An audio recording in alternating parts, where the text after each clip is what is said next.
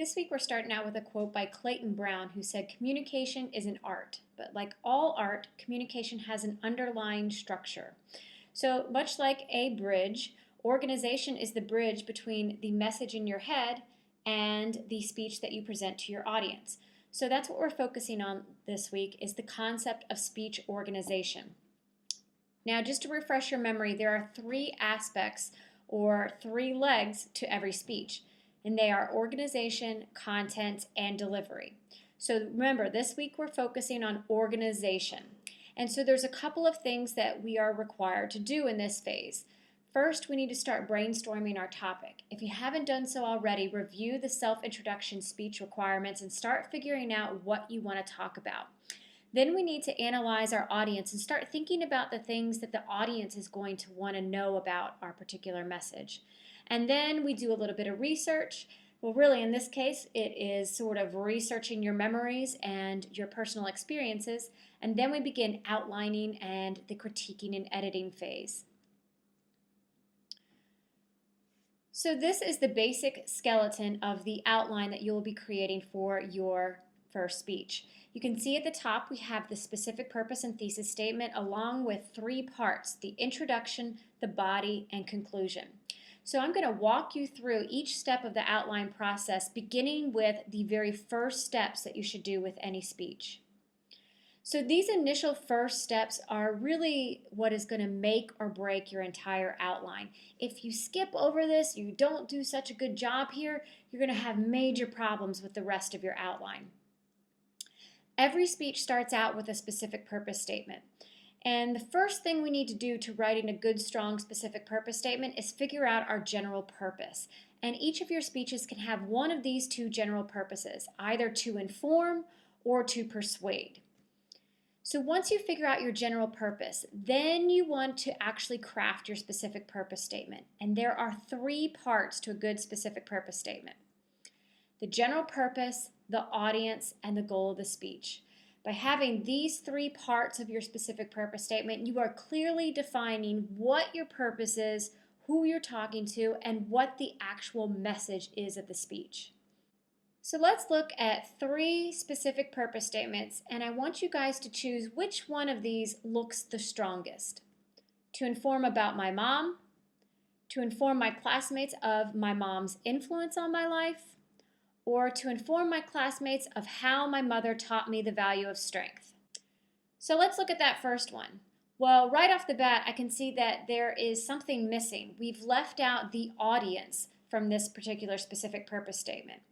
Plus, that second part, the goal of the speech about my mom, is way too vague.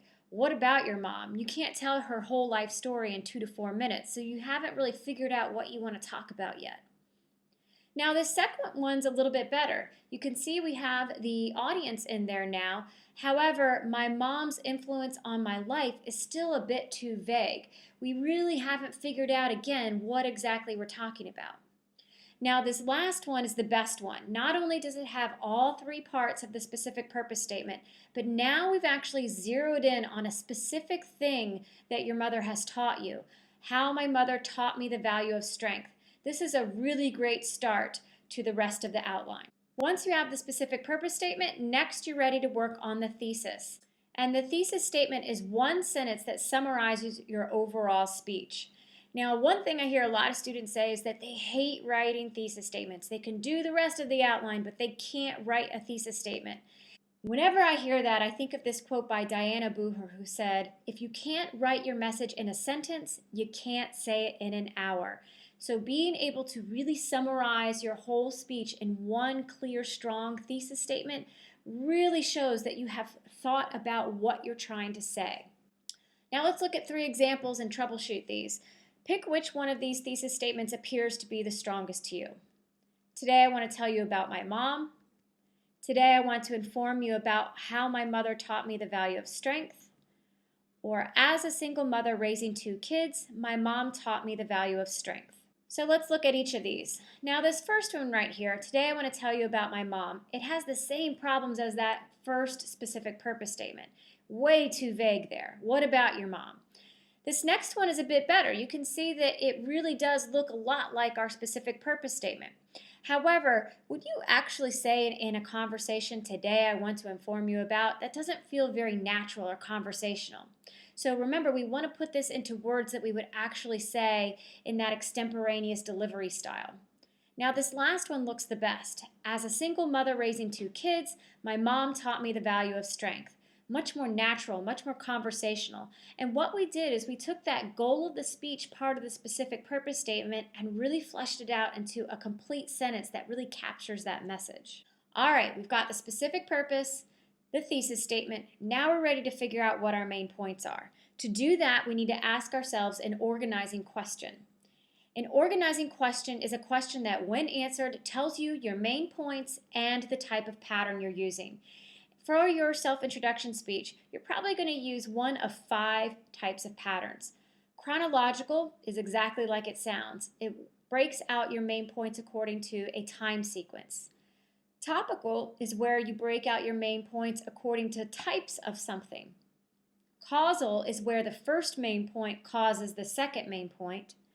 Spatial is where you organize your main points where they're located geographically to one another. And lastly, pro-con, the first main point is all the pros, and the second main point is all the cons. So let's take a look at an example. Remember, our specific purpose statement is to inform my classmates of how my mother taught me the value of strength.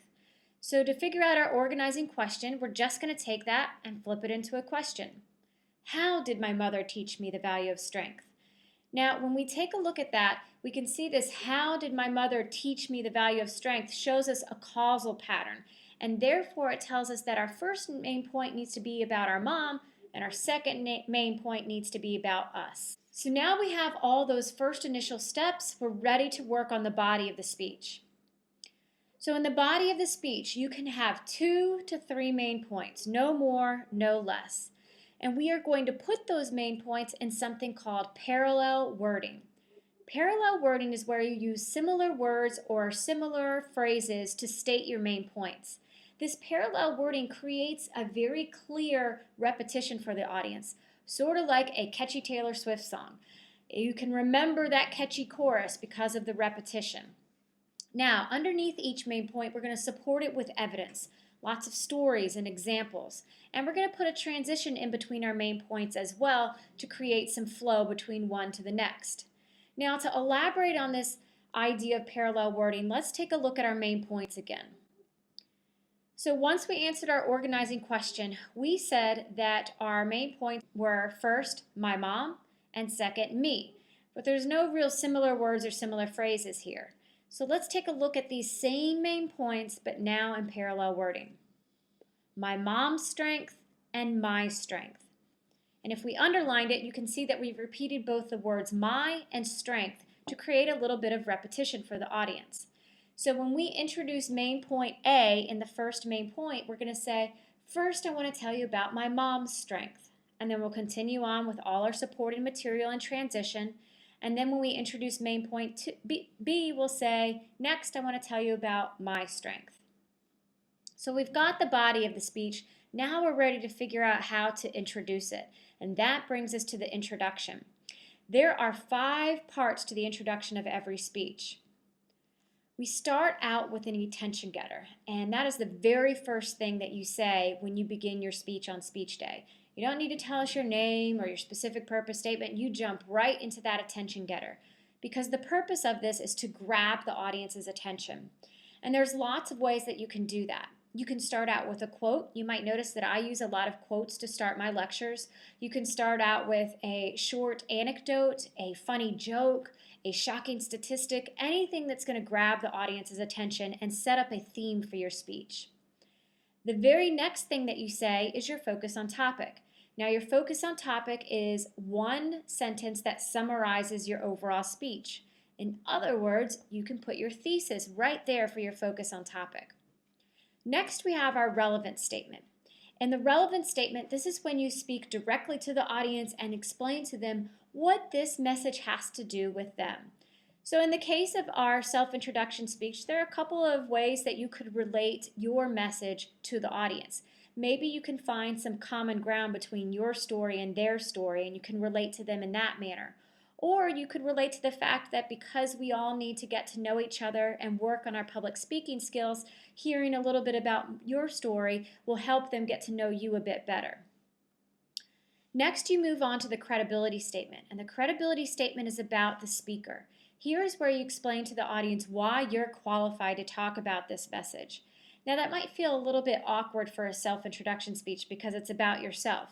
But in the case of our example, our speech about how our mom has taught us the value of strength, you could say something like, I have watched and grown up with this woman for the past 25 years, and I have seen and learned from her example day in and day out. That gives you credibility to how you can speak to this message. And then you end your introduction on the preview of main points, where you simply state your main points in parallel wording. So in the case of our example, we would say, today I'm going to talk to you about my mom's strength and how that influenced my strength.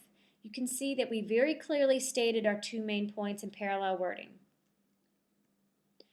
Now we move on to the conclusion, which is the last thing in your speech, and the conclusion is short, sweet, and to the point. It has two very simple parts, the summary of main points and circular closure. So when you get to the conclusion, you're going to state the summary of main points where you simply repeat your main points in parallel wording. So today, you guys got to know a little bit more about me through both my mom's strength and how that has influenced my strength. And the last thing that you end on is your circular closure. Circular closure is where you refer back to whatever you started out with in your attention getter. It brings the audience to psychological closure. You'll notice that in my lectures, I always refer back or tie back to that opening attention getter. So you can see that there are three parts to every speech: the introduction, the body, and the conclusion. But really, the key to a successful outline is starting out and paying a lot of time and critical thinking to those initial first steps, the specific purpose, the thesis statement, and that organizing question to figure out your main points in parallel wording. So now you know that the speech organization is the bridge between that idea in your head and the message that the audience receives. And it is indeed an art. So we need to have that underlying structure in order to successfully communicate a message.